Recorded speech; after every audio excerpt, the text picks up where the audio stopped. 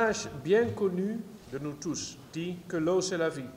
Oui, par les fonctions vitales qu'elle joue, il n'y a point de vie sans eau. Mais avons-nous tous une large lecture de toutes les fonctions et usages de l'eau? Eau potable pour la consommation humaine, pour les besoins domestiques, l'agriculture, l'énergie, les industries et l'artisanat, les mines, le transport, la culture, le tourisme et les loisirs, les écosystèmes et encore bien d'autres. Alors, se pose fondamentalement la problématique de la gestion pour les différents usages dans un spectre de défis de satisfaction équitable des besoins socio-économiques et environnementaux dans la durabilité. Monsieur le ministre, le partage des activités des hommes et des femmes commis à la gestion des eaux, de la retenue de Sélingué et du barrage de Makala est un moment de compréhension, d'appréciation et d'appropriation des résultats atteints en 2020. Du niveau de fonctionnalité et de contribution à la collecte de données, mais surtout de décisions importantes prises, nous pouvons nous réjouir des résultats atteints, à savoir le partage équitable de l'eau et la mitigation des risques d'inondation.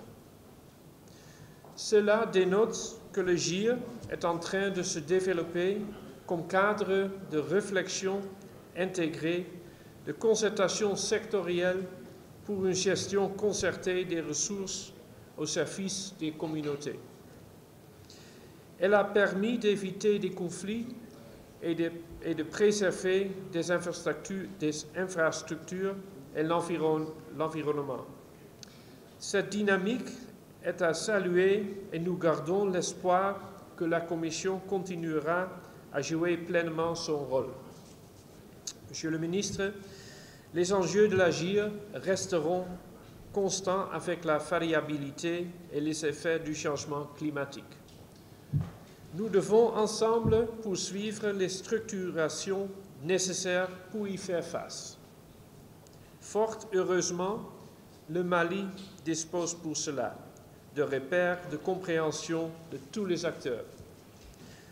Leur dynamisation faire des structures de gestion des ressources en eau par bassin, je veux nommer les agences de gestion de l'eau, pourrait être une piste sur l'opérationnalisation de la GIR. Du reste, l'étude en cours portant sur la définition des structures de gestion des ressources en eau par bassin offre l'opportunité pour le pays.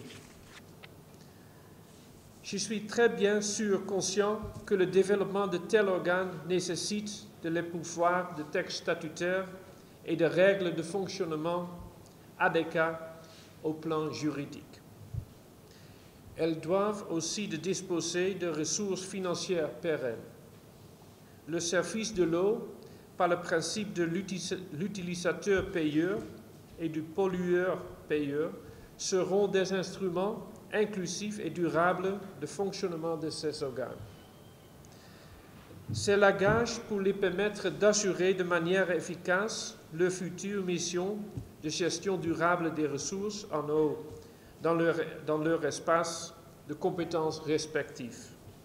En vain, la GIR, affaire de tous, gagnera du renforcement de son paysage institutionnel dans un design davantage cohérent d'intervention de tous les acteurs pour un impact plus grand du secteur de l'eau. Monsieur le ministre, chers invités, mesdames et messieurs, c'est sur ces successions et en vous réaffirmant notre disponibilité à fort côte pour l'agir, que je voudrais souhaiter plein succès à l'atelier de partage